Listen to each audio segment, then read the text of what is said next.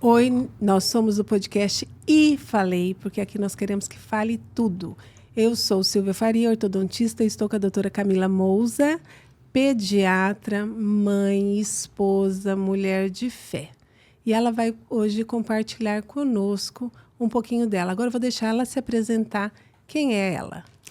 Seja bem-vinda, doutora. Obrigada, Silvia, pelo convite. Então, estamos aqui hoje.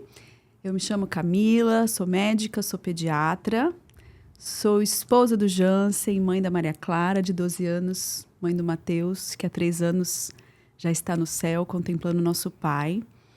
E estou aqui hoje para a gente bater esse papo, para que eu possa, com a minha história de caminhada, de fé, de mãe, de esposa e de cristã, quem sabe inspirar e ajudar quem nos ouve, né?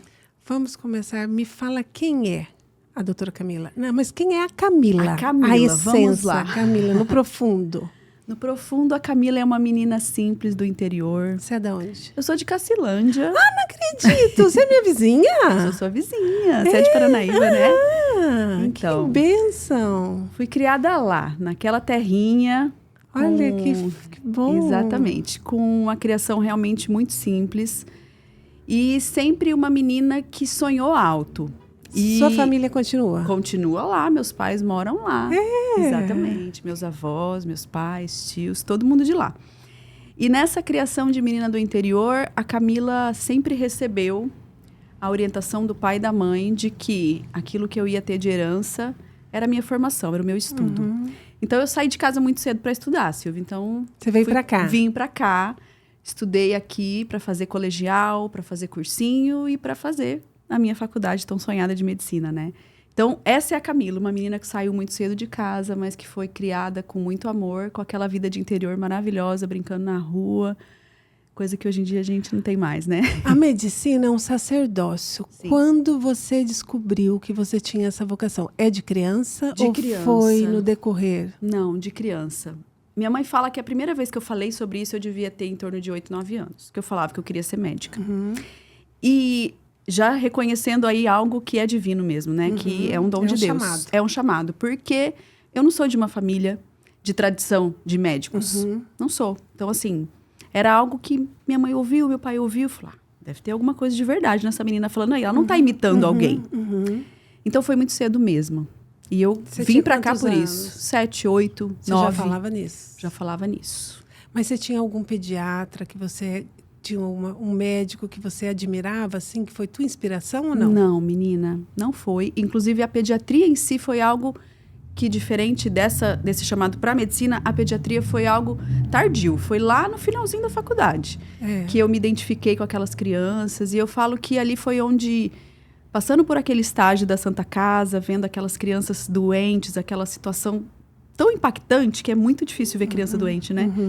Ali eu vi que era ali que eu queria estar, porque tudo que eu tinha estudado de teoria, eu via funcionar naquelas crianças. Então, eu me encantei. Falei, é isso que eu quero fazer pro resto da vida. Então, tinha uma questão de ser médica, mas ainda sem saber o que era nesse momento de infância. A pediatria mesmo foi ali. Foi dentro do estágio, no 5º ano de medicina. Vendo aquelas crianças... Aquilo te impactou. Aquilo me impactou. Então, assim, ali a gente... prescrevia o remédio do jeito que a gente tinha aprendido, fazia conta do soro para hidratar aquelas crianças, e a gente via que eles iam melhorando. Falava, gente, não é de ver que esse negócio funciona. Que dá certo. Não é de ver que dá certo, olha só. Então, foi meio que a validação de tudo aquilo que eu tinha estudado, que eu tinha aprendido na teoria, eu vi na prática funcionando naquelas crianças. E foi ali que eu decidi. A formação do médico é um processo, né? Sim. Lida com a vida e lida com a dor da perca. Exatamente. Vida e morte. Vida e morte. Como foi esse amadurecimento para você? O teu primeiro centro cirúrgico, como que você se sentiu quando você chegou lá e tinha uma criancinha de barriguinha aberta? A gente é bem preparado para isso, viu? É bem, mas assim, a gente uma é bem coisa treinado. É teoria. Exatamente, outra coisa é a prática. Vem um frio na barriga. Vem, né? Vem. Porque sabe por que eu falo? Eu conversei com uma estudante essa semana passada. Falei, calma, é o processo. É o processo. A gente não nasce pronto para isso, não. Não. E tanto é um processo que a gente vai ter essa vivência bem no finalzinho da faculdade. Então, é ali o 5º, 6º ano. Então, existe um trabalho que vai sendo feito na cabecinha do estudante ali, até ele chegar nesse momento. Mas eu te digo que dá um frio na barriga, em especial depois que a gente se torna mãe, né? Em especial quando a gente tem alguém na família que passa por uma doença grave, que passa por um momento, assim, de vida e morte. Mas eu te digo que eu fui tão bem treinada para isso, Silvia, que eu precisei fazer na minha vida, na minha história, um movimento contrário, sabe? De voltar a me sensibilizar com a dor e com a morte. Com a doença em si, né? Você fez uma barreira, conseguiu... Porque a gente vai fazendo uma barreira, é automático. Porque aí você vê tanto, a depender da área da medicina onde você atua, né? Eu, como pediatra, eu ainda escolhi a neonatologia, que é um ambiente de UTI neonatal, que é um ambiente de pacientes graves. Então, eu fui gravíssimos, prematuros, com doenças congênitas. Então, aí isso vira o seu dia a dia, o seu todo dia. Então, a gente vai perdendo um pouco da nossa sensibilidade, a gente vai perdendo a nossa humanização. Então, eu precisei fazer um movimento contrário. E aqui, a fé, a igreja, me ajudaram incrivelmente, para eu não me tornar uma pedra de gelo ali dentro também. Perante a dor. Perante a dor. De outras pessoas, de outras mães, de outras mulheres. E como eu te falei, quando a gente vai se tornando mãe, quando a gente vai amadurecendo. Quando você pega um neonatal de mães viciadas, você consegue identificar que essa criança é proveniente de uma mãe? Sim. Viciadas. Em especial as mães usuárias de droga, as mães usuárias de drogas. Sim. Os bebês manifestam um comportamento típico, uma irritabilidade, um choro incontrolável. Da ausência de abstinência. Isso, da abstinência mesmo, da abstinência química, que ele está ali intraútero recebendo aquilo. Existe um tratamento para os coitadinhos? Eles têm que passar isso na garra? Não, existe. Existe sim uma desensibilização, medicação, né? Através de medicamentos que a gente vai tratando. É uma síndrome de abstinência. Igual se aborda uma pessoa, um adulto que está em abstinência. Mas é triste de ver. É triste, né? Muito. Eu atendi em uma creche, eu via muitos bebezinhos de mães, assim, nessa situação já com 6, 8 meses. É muito triste. Mas é uma realidade, né? Porque né? é uma realidade. Você encontra lá várias coisas. Você encontra problemas congênitos, cardíacos, você vê de pulmonar, renal. Você vê de tudo. Mas a droga é uma coisa que está numa expansão, assim... Com a liberação da maconha, se abre a porta para muitas coisas. Muitas. Então, vão vir consequências disso. Não pense que isso não vai haver consequências negativas. Haverão. Sim. E vão estourar em muitas gestações. Vão parar lá nas mãozinhas dos médicos. Exatamente. Em especial com essa taxa absurda, né? De gravidez na adolescência, né? Em especial a nossa população mais vulnerável, né? Mais baixa renda também. A gente vê o quanto isso está... terrível. E essa sexualização toda, né? Essa banalização do sexo, da relação conjugal, sexo por sexo, sem ter... Sem critério, sem ter parceiro fixo, cada hora um. Sexo por prazer apenas, né? Então, as consequências E não se estão fala vindo. nem em uso de camisinha, né? Não se fala. Antigamente, se tinha um medo de AIDS, de sífilis. Hoje, eles fazem ninguém tem medo. Ninguém tem medo. Daí pega um mapa da cidade e está lá estourando sífilis na cidade. Está estourando. Ninguém fala, ninguém divulga, ninguém conta. É isso mesmo. E os nenenzinhos nascem doentes, vão lá para você. Vão lá para mim. Você tem um chamado mesmo divino, amiga. Pois é. Como que é a Camila, mãe, esposa, acorda de manhã, qual a sua rotina? Olha, doutora, me conta como você concilia essa doutora de sucesso com essa mãe carinhosa e essa esposa presente que eu vejo que você... Primeira coisa que eu vou dizer aqui, quando eu dou o modelo da minha rotina atual, ela já foi mudada várias vezes. É natural, ela tem que ser adaptável à sua circunstância de vida. Mas a minha rotina hoje, o jeito que tem dado certo, eu acordo muito cedo, eu acordo às 5 da manhã, faço meu café, faço minha oração, ainda escuro, vou para academia, treino 6 horas. E aí o Jansen fica com a responsabilidade de acordar a Maria Clara, ela se arruma já sozinha, porque ela tem 12 anos, leva para a escola. E aí eu chego em casa, eles já saíram. Nesse momento eu chego, tomo meu banho, me arrumo e aí começa o dia. Ou eu vou gravar aula para os meus cursos, conteúdo do Instagram, ou eu vou estudar, porque eu também faço faculdade de teologia. Você faz teologia? Faço teologia. Então, onde você faz? Eu faço na UCDB, eu faço EAD, né? Então, eu tenho aulas, eu tenho uma programação de aulas. Então, eu tenho um dia que eu estudo, tem um dia que eu gravo, tem um dia que eu começo a atender. E aí, eu vou pro consultório. Normalmente, eu começo a atender no consultório no meio da manhã, entre 9h30, e aí eu vou até a hora do almoço. Aí, pego a Maria na escola, então o Jansen leva, normalmente eu busco, porque a escola dela é bem pertinho do meu consultório. A gente almoça juntas, e aí, depois do almoço, mais uma rotininha aí de trabalho. Eu tenho atendimento domiciliar, que eu faço, né? Principalmente das mães que estão com o bebê recém-nascido. E aí, depende do dia da agenda, atendimento no consultório ou visita domiciliar. E aí, o Jansen faz esse corre com ela para mim à tarde. Leva e traz e tudo mais. Doutora, eu tenho acompanhado algumas mães recentes, que são minhas pacientes, viraram mãe e fui visitar. Eu não sei mais ser mãe. Mudou tudo. O que é isso? É muito difícil. Não pode mais virar assim, não pode mais fazer assim, não pode... Eu falei, para, que na minha época não era assim. Para, que tá muito complicado isso aí. Eu preciso de uma Bíblia para fazer tudo isso. Olha, eu falo muito isso no meu Instagram, sabia, Silvia? Que para ser mãe hoje em dia tem que estudar. Nossa, é muito difícil. Porque não é que é difícil. Vou te falar uma coisa, você vai parar para pensar. Lembra quando você foi mãe e você era criança, mais jovem? Você via as mães fazendo isso. Era um conhecimento que era herdado. As avós passavam para as filhas passavam para as filhas e dava certo. Dava certo. Por que agora não dá mais certo? Sabe por quê? Porque a geração quebrou essa sequência. As avós já não ensinam mais. A gente vê hoje que as avós estão inseguras de passar o conhecimento para as filhas. Não, as avós estão nas academias. Então, exatamente. As avós, o que acontece é que elas não estão mais sendo avós. E sabe o que aconteceu também? A nossa geração, a minha mãe, a sua mãe provavelmente, já foi uma geração que já trabalhou fora. Foi. É uma geração que já contou com a babá, com a funcionária da casa que ajudava e que fazia. Então, muitas não fazem mais, não sabem mais, porque talvez não fizeram tanto como se fazia antes. E o que fazia era realmente muito mais simples. Hoje, com esse excesso de informação na internet, as mães estão ficando Por que não pode mais surtadas. pôr o nenenzinho de lado, assim, para não vomitar? Por que ele tem que ficar de barriguinha assim? Me explica. Vou te explicar. Ah, não. Vou te explicar. Isso partiu meu coração. Partiu o coração. Mas tem uma coisa que eu sou defensora, que é o charutinho.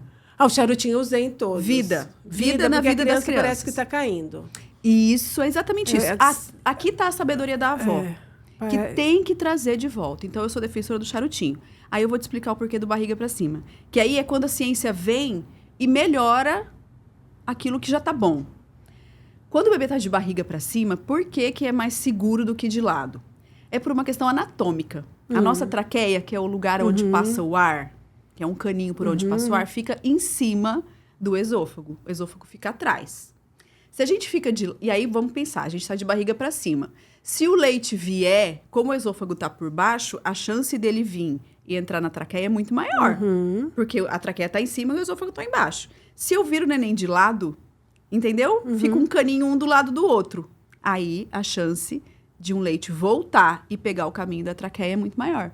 Então, é só por essa estrutura para que a traqueia fique por cima. Mas ele não vai vomitar? Se tiver de barriga para cima? De ladinho, se o leite vier, não vai sair? Mas o que sai é o que a gente vê. E o que ficou ali e tomou o caminho da traqueia, voltou. Do esôfago. Entendeu? Porque existe o que a gente chama de refluxo oculto. Aquele leite que volta... O que não foi expelido. E que ele não chega a colocar para fora da boca. Só veio aqui... Ele vem aqui e toma o caminho do esôfago. Então, quando o bebê tá de barriga para cima, em especial barriga para cima, no charutinho... Agora estou compreendendo. Tá compreendendo. Não tem chance do leite... Viu? Não tem chance do leite tomar o caminho da traqueia. Por quê? Porque tá por baixo. Então, o leite voltou. Como é que ele vai dar essa volta aqui, ó? Pra pegar o caminho da traqueia? Entendi. Em especial se a criança estiver no travesseiro antirrefluxo, que é o mais... Travesseiro de refluxo? Antirrefluxo. Existe. Ai, meu Deus. É um triângulozinho que você coloca embaixo do bebê que ele fica inclinadinho, assim, ó. Antes a gente aumentava o bercinho com tijolo. Isso, com tijolo. Raciocínio excelente. Viu como a ciência vem e pode só melhorar? Não precisa, assim, desmistificar e falar que estava tudo errado, como se fazia antigamente, Mas não. Na época dos meus filhos, todo mundo tinha refluxo. Ainda continua todo mundo com refluxo? Todo mundo tem refluxo. Todo bebê tem refluxo. Por quê? É imaturidade do amadurecimento do sistema digestivo? É exatamente isso, ó. O bebezinho pequenininho, a boca do estômago dele tem um músculo que chama cárdia. esse músculo não está desenvolvido. Então, a boca do estômago... Porque é imaturidade mesmo. Ele se desenvolve nos primeiros 6 meses. Ah, só pós-nascimento? Só pós-nascimento. Porque é isso, os bebês nascem, mas eles não estão prontos. Existe todo um processo de crescimento, amadurecimento que acontece aqui fora. E conhecer esses detalhes faz a gente entender o porquê, então, barriga para cima, o porquê que o leite volta. Então, eu falo que o bebê, ele funciona igual uma garrafa sem tampa. Se você enche a garrafa de água e deita a garrafa que está sem tampa... vai derramar. Vai derramar. Transborda. Então, um bebê até os 6 meses é isso. É o refluxo por transbordamento. Todos têm. Por isso que todo mundo tomava Mutilium, depois foi pedir Gesam, Prepulside. Hoje toma... Não pode falar, né? Não pode dar receita. Não pode falar. Mas as medidas não medicamentosas são as mais efetivas. Porque o remédio também não faz milagre. Então, eu concordo. Deixar em pezinho, físico. É uma questão anatômica, é físico. Então, o remédio vai aliviar o sintoma. Mas tratar a causa não vai. Ele também não acelera esse processo de amadurecimento. Não. Isso aí é só com o bebê crescendo. Então não tem como a mãe dizer também, não queria viver isso. Tem um remédio para evitar? Não, não tem. Ai, doutora, minha grande dúvida. Vai, pergunta. Até quanto tempo tem que ficar no peito da mãe? Pelo amor de Deus, vira chupeta. Olha, é uma coisa tão complicada. Eu, como ortodontista, sofro com isso. Eu posso falar da chupeta? Você vai ficar muito brava eu gosto da chupeta. Eu acho linda a chupeta. Eu acho que a chupeta... Você não gosta da chupeta? Eu sou fãzíssima da chupeta. Eu amo a chupeta. Eu acho que ela é tudo de bom. Eu sou contra essas mães radicais que não querem chupeta. Se o Ministério da Saúde me escutar falando isso... né? Eu falo por você. Eu como ortodontista falo. Mas o que acontece? Existe um tempo de mamada que é efetiva. Qual é esse tempo? 20 a 30 minutos no máximo. Mas no máximo. Passou disso, o bebê tá chupetinho. E aí, existem bebês que fazem mais e existem bebês que não. Tem bebê que mama, adormece e solta o peito e vida que segue. Esse é o bebê que a gente sonha, mas não é a maioria. Os bebês têm uma necessidade de sugar. É reflexo, é um ato que acalma eles, que alivia a dor. Concordo plenamente. Dentro do útero, eles sugam a mão, eles sugam o braço, o cordão umbilical. Tanto que a gente vê fotos e fotos de ultrassom, o bebê sugando a mãozinha. Então, ele nasce, ele procura algo para sugar. Aqui, a chupeta tem seu papel. Eu acredito nisso. Entendeu? Mas existe o momento também da chupeta. Tem que estar com a amamentação efetiva por conta do risco da confusão dos bicos. Mas eu sou totalmente a favor de que a puérpera, que é a mãe, que ela viva a maternidade dela sem ser refém, sem ser escrava, sem ser um zumbi ambulante. Que não que não tem tempo para nada, que não tira a criança do peito, que não dorme, que fica olhando se ele tá respirando ou não. A gente precisa libertar essas mulheres, essas mães de tudo isso, sabe? Concordo. Então, a chupeta tem o seu papel, o charutinho ajuda, existem muitas coisas que ajudam. Para que seja mais leve, sabe? Mais dócil, né? Mais gostoso. Mais feliz. Eu vejo quanta mãe aí infeliz, se sentindo assim, o que eu fiz com a minha vida? Esse bebê tá me sugando. Porque hoje, na sociedade, a sociedade prega que filho é trabalho. Não, filho é uma alegria, né? É uma bênção, um presente de Deus, né? E não sei aonde que entrou, em que momento que isso entrou na sociedade, que filho é alto custo, é trabalho e atrapalha. Posso contar que momento que isso entrou na sociedade? Que momento? Revolução Industrial. A misericórdia. Toda essa nossa cultura materialista. Consumo, consumo, consumo. Precisamos render. Precisamos ter sempre o melhor, o mais bonito, o mais caro. Então, a criança precisa fazer vários cursos de línguas, várias atividades extras, vôlei, tênis. Entende? No fundo, não precisa de tudo isso. A felicidade é mais simples. É muito mais simples. Você provavelmente foi criada com muito mais simples. Eu fui criada com tudo mais simples. E hoje eu vejo que a minha felicidade, a minha plenitude não está naquilo que o dinheiro me dá. Não está. Verdade. Por mais que o dinheiro tenha o seu papel. Que é gostoso. Proporciona coisas, experiências viajar boas. É maravilhoso. Comer uma boa comida é maravilhoso. Vestir uma roupa bonita é maravilhoso. Mas ficar em casa é gostoso. Gostoso. Olha, quem aqui não tem saudade do seu tempo de infância? Ontem eu recordava essas porcarias de infância que a gente comia. Nem acha mais no mercado para comprar, né? Tipo? Aqueles doces baratinhos. Tipo guarda-chuvinha de chocolate. Em casas de doce de festa de aniversário. Ainda tem, né? Ainda tem. Você vê, as nossas crianças já começam com... Elas estão com paladar... Elas estão gourmetizadas. Não. E elas têm uma diversidade muito grande no paladar. E elas têm muito estímulo.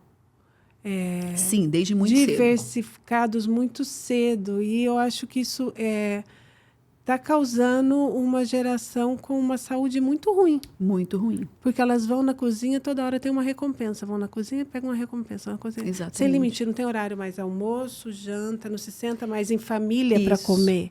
Não se espera mais a festinha do aniversário do amigo para comer um doce. Você tem um doce todo dia? Você tem um doce todo dia, tem um acesso ao refrigerante todo dia. E você pode comer antes do almoço, você pode comer antes da janta, não precisa esperar. E ninguém janta mais junto, ninguém almoça mais junto. Isso é péssimo. Então, isso é péssimo para o desenvolvimento familiar, para o relacionamento. E a gente está vendo a consequência disso, viu, Silvia? Essa adolescência com tanto índice de suicídio, com tanto índice de ansiedade, depressão, que está acima das taxas dos adultos. Isso nunca existiu na história. Adolescentes ansiosos, deprimidos, se matando. Quando que a gente ouvia isso no nosso tempo de criança? Que um conhecidinho nosso de 13, 14 anos se matou? Não existia isso. E a gente vê no noticiário isso o tempo todo. Então, é muito sério. E são coisas simples do dia a dia, né? A criança que não se frustra com nada. O tempo todo, ela recebe tudo, todos os estímulos, o tempo todo. Você acha que é a ausência da frustração? A ausência da frustração. Do não, como diz o Isamitiba, quem ama educa fala não. Quem ama educa fala não. E eu brinco com a minha filha, pré-adolescente de 12 anos, que a minha missão agora é ser a mãe chata.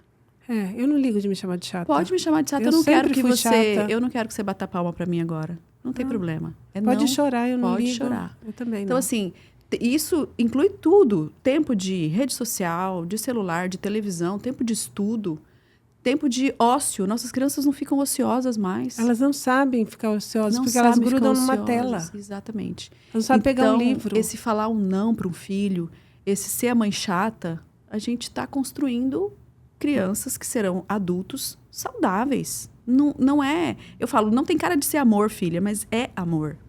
É amor. Eu dizer não, tem que ter tempo de leitura, tem que fazer uma atividade que te conecte com a arte, com a beleza. Está fazendo piano nesse momento, já fez balé. Para tirar desse universo de hiperestímulo e de tudo muito fácil o tempo todo. Aquilo que vale mesmo, custa a gente conseguir. E eles admirarem a arte, né? Ninguém mais admira um museu, ninguém admira ir numa biblioteca. Eu vi uma reportagem, uma pessoa da alta costura comentando por que o homem italiano anda mais bonito do que os homens no Brasil. É porque eles crescem admirando a arte na rua. Sim. Então, a arte, o belo, faz parte da vida deles. Então, o que alimenta uma criança faz os olhos dela admirarem. Exatamente. Né? Então, o que nós estamos alimentando nos olhares dos nossos filhos, das nossas crianças, é com joguinho? Exatamente. Eu vi um outro artigo sobre aquele desenho japonês, chinês, que ele não deixe seu filho ver aquilo. Não, existem na internet... É um excesso de informação pesadíssima. Listas e listas de desenhos para não se assistir. E aí... Outra coisa nesse mesmo aspecto, né? Os heróis dos nossos filhos têm virado os youtubers e não, na verdade, misericórdia, os grandes nomes, né? Não sabem mais quem é uma pessoa que realmente impactou a humanidade. Impactou a história da humanidade, que tem valores, que tem princípios. Então, não é à toa que se fala que os olhos são a janela da alma, né? Então, tudo que entra através dos nossos olhos vai construindo o nosso imaginário. E é a partir daquilo que a gente tem no nosso imaginário que a gente toma as nossas decisões. Do modo de se vestir, ao modo de se portar, falar com o outro, agir com o outro.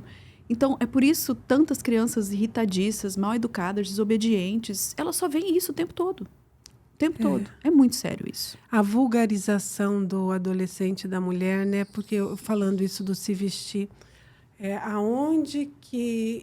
Qual é o belo que está inspirando? Exatamente. Qual é o belo? Exatamente. Muito curtas roupas, muito decotadas. Muito aberta. E passa uma mulher elegante, bem vestida, chama mais atenção do que aquilo que está totalmente exposto. Essa sexualidade desregrada agora. Não, assim, para cada um é um, tá? Não estou julgando ninguém. Cada um tem direito de andar da forma que quiser. Exatamente. Mas por que essa mudança na vestimenta em um período tão rápido de tempo? Pois é. Por quê?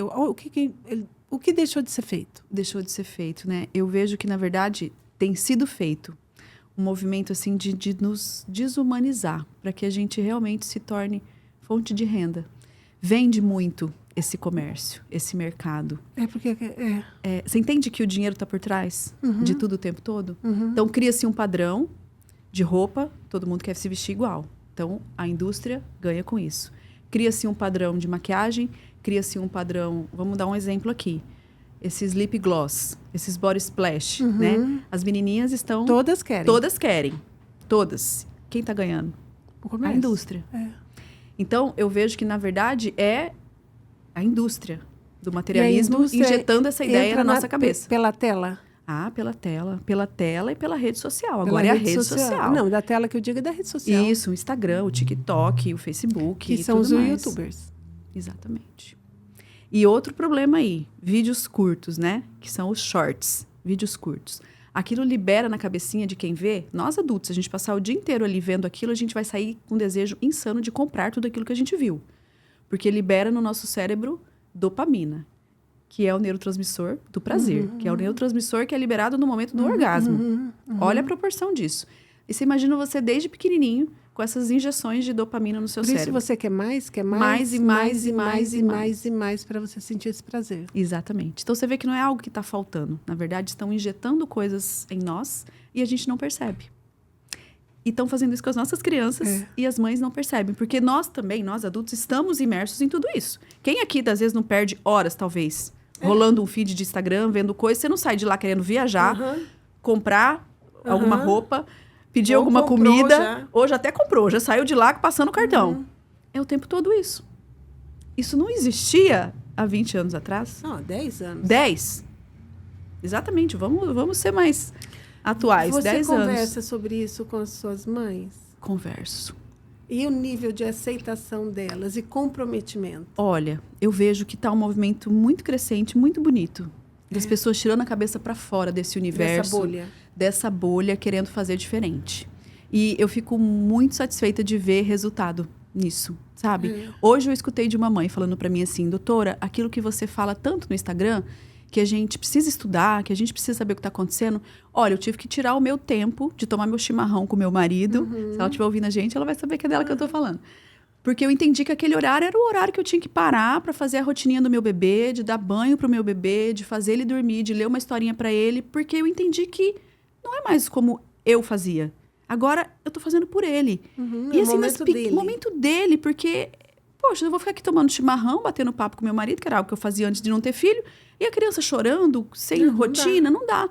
Então, eu vejo que é um trabalho de formiguinha, né? Então, uma pessoa fala aqui, aí existe outra pessoa falando ali, mas tem muita gente boa falando de tudo isso nas redes. Para quem é o seu curso? É para mãe ou é para pediatra? Olha, o meu curso, ele é para gestante. Então, assim, eu ensino tudo isso que a gente está conversando aqui, pontualmente eu ensino tudo. Cólica, refluxo, tudo. E para as mães de bebês recém-nascidos, até os 3 meses. Então, o meu conteúdo, nesse momento, está focado nesse perfil. Gestantes e mães de recém-nascido. Mas você vai ter que aumentar, né? Vou ter que aumentar. Porque a mãe vai querer mais. Vai chegar aos 4 meses e ela vai precisar desse conteúdo. Aí vem a introdução alimentar. E aí vai chegar até na adolescência. Eu, nesse momento, estou estudando adolescência, porque eu estou com uma adolescente em casa. Você está fazendo uma clínica particular. Tô. E semana que vem eu vou reunir umas adolescentes lá da minha filha, umas amigas e umas mães, pra gente bater um papo com essas meninas sobre isso que a gente tá falando, o modo de se vestir, o porquê de se portar assim e não assado, o porquê de guardar a sua pureza. Então, hoje nós estávamos conversando com isso. A se resguardar do abuso. Exatamente. Como orientar as crianças perante uma situação dessa, já preparando elas, em caso de um assédio, como elas podem agir, né? E como elas procuram pai e mãe. Isso é muito importante falar, sério. Não esperar, porque às vezes acontece com 4, 5 anos. Eu estava dando uma estudada sobre isso. Eu já vi até em bebê. Sim, eu também já vi em bebê, Silvia, é muito triste. É muito triste, muito triste. Mas, assim, numa idade de 12 anos, a conversa pode ser um nível mais consciente, direto, mais claro, porque elas vão receber essa informação pela internet de outra forma. De outra forma. Então, até o assunto do sexo. Sou eu como mãe, somos nós como mães que temos que conversar com as nossas filhas e filhos. Não é na internet que eles têm que aprender isso, não é com um coleguinha. Porque aí a gente ensina, explica o modo como Deus pensou, né? O sexo foi criado por Deus. Ele é prazeroso, Deus o fez assim. E a hora certa. Exatamente. E o que a gente não faz antes da hora certa tem as suas consequências. Isso é importante. Tem seu preço, né? Tudo tem seu preço. Não é castigo. Não. Ah, engravidei na adolescência. Poxa, Deus me castigou. Não. Por favor, né? Vamos conversar sobre isso e deixar tudo bem claro. Olha, a vida, ela é assim. Exatamente. Se acontecer, sua vida muda para esse rumo. Exatamente. É isso que você quer? Exatamente. Então, vai ter mais conteúdo, né? Olha aí, até onde eu já cheguei. Estou na adolescência. Nossa. Olha, que Deus me dê a graça de... Não, já deu. De estar aí. Precisa. De conseguir alcançar cada vez mais famílias, mais mães... Porque a gente vê que existe um universo aí de pessoas que precisam de ajuda. Eu acho que você podia fazer uma cartilha sobre sexualidade. Quem sabe? Como introduzir a sexualidade na vida do seu filho? Como introduzir? É importante, né? A partir de que idade se começa a conversar? Quando falar sobre isso, né? E aí existem tabus, né? Quantas mães não veem isso como um tabu, não sabem nem por onde começar? Por isso que eu disse, qual a diferença do piu-piu da perereca? Exatamente. Quando você começa a distinguir. Exatamente. Então, eu acho que tem um beabá que não precisa esperar 12 anos. Já vem vindo. Vem antes. Claro que você não vai dar uma aula de sexualidade para uma criança de 2 anos de idade. De jeito nenhum. Mas vai introduzindo para ela saber identificar as diferenças. Por que eu uso um banheiro masculino? Porque você usa um banheiro feminino. Exatamente. Porque eu sou homem. Por que você é mulher? E até nesse ponto, né, Silvia, a gente vê que estão tentando confundir. Então, você sabe que eu entrei numa igreja, a Igreja de São Francisco, lá em Nova York. Tinha um curso como você preservar resgatar a sua masculinidade. Porque a pessoa vai se perdendo. Exatamente. Dentro da igreja, um curso como resgatar a sua masculinidade. Eu falei, isso já tem o quê? Uns 10 anos. Então, é uma coisa que não é um movimento que não vem de hoje. Então, se você conscientiza o seu filho e sua filha de quem ele é... Exatamente. Você está já protegendo seu filho. Então, amiga, acelera. Né? Vou correr atrás. Acelera.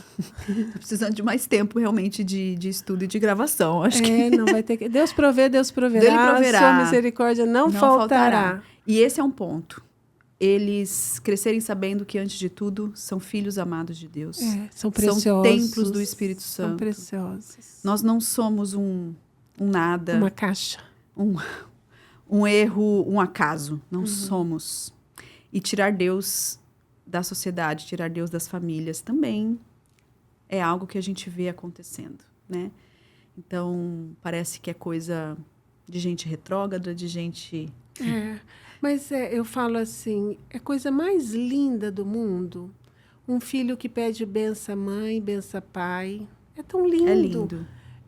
E a verdade é que quando o filho pede benção à mãe e benção ao pai, realmente a criança é abençoada. É abençoada. Nós temos o poder de abençoar os nossos filhos, sim. E a igreja dá um limite, né? Não estou falando da minha igreja, sim. Mas a igreja ela dá um limite de respeito entre pais e filhos. Por isso a importância da... Com certeza. Coloca uma hierarquia, né? Hierarquia. Deus... Existe um Deus que é criador, existe nós que somos criaturas. E essa hierarquia, ela se transmite para dentro de casa. Existe pai, existe mãe, você é meu filho, você não é minha amiga. Nós não estamos aqui discutindo a sua opinião. Exatamente. Você vai fazer o que eu determino. Exatamente. E aí eu vejo mães e pais de crianças de 2, 3, 4, 5 anos reféns dos filhos.